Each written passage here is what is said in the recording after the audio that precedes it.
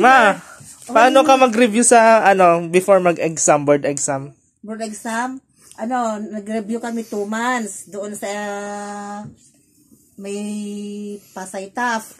Tapos, everyday yun kaya. Tapos? 7 o'clock.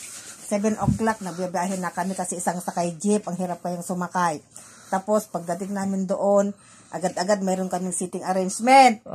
Tapos, mayroon kaming every other day na pre-board exam kaya. Tapos, yung mga requirements, sinasabi araw-araw yan. Yung mga requirements sa board exam na. Tapos, everyday, pagka dating namin sa boarding, mag-pray-pray na kami yan. Mag-thank you na kami kay Lord. Tapos, paano yung pag-thank you? Paano pag-thank you? Thank you, Lord, for your guidance and protection. Please continue to guide us as we continue our review also.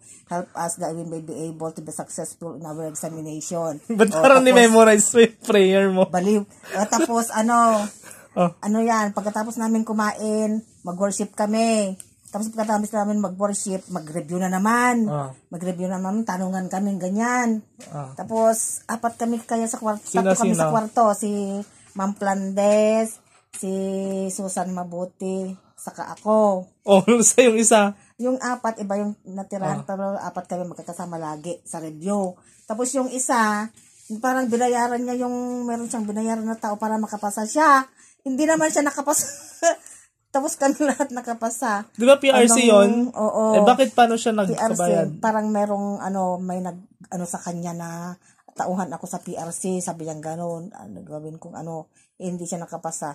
Tapos nung board exam na pumunta kami sa doon kami pumunta sa Baesa. Doon kami tumira doon sa auntie ng kamag-anak ni Ate Vil. Para malapit lang doon sa PRC. Kasi doon kami nag-exam sa PRC mismo sa annex. Doon sa, lang ang address nun, hindi ko na alam. Tapos 2 days kaya yung exam namin. Pagka first day namin, umaga lang yon. 3 subjects yata yon. Tapos pinaspasan ko na yung kahit hindi ko masyadong alam.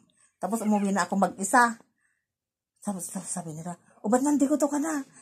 Paano marireviewin ko pa yung paras bukas? Uy, ang bilis mo naman. Hindi, kasi hindi ko na alam yung sagot, kaya inano ko na lang, pinagpagugtuan ko na lang, tama na. Alam mo, time pressure, yung examination. Kaya ang gawin mo, yung unang page pa lang, anuhin mo na kung ano yung alam mo. Balik ka, punta ka kaagad sa second page, kahit hindi mo patapos doon sa una.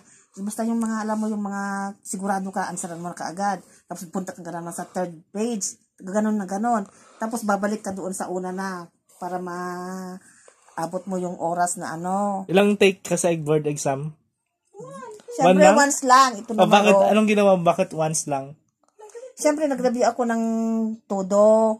Tapos, sa tulong pa ni Helen, ni Tita Len, review ako niyan paggabi, doon sa hallway.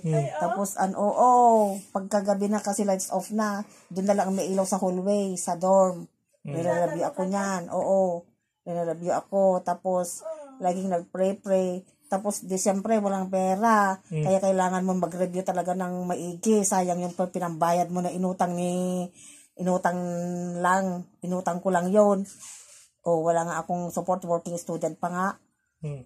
Tapos sa'yo, wala kang ginagawa. Maggastos lang. Dapat makapasa ka kaagad kasi ang dami mo ng gastos. Pwede ba? Advice.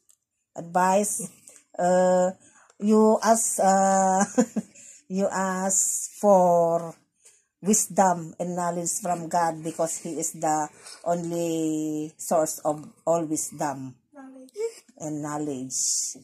And also do your best so that tama na! Sige, tuloy mo. Dale! Tuloy mo na. Ano ba naman yun? Malapit na matapos. Sige na. Sige na.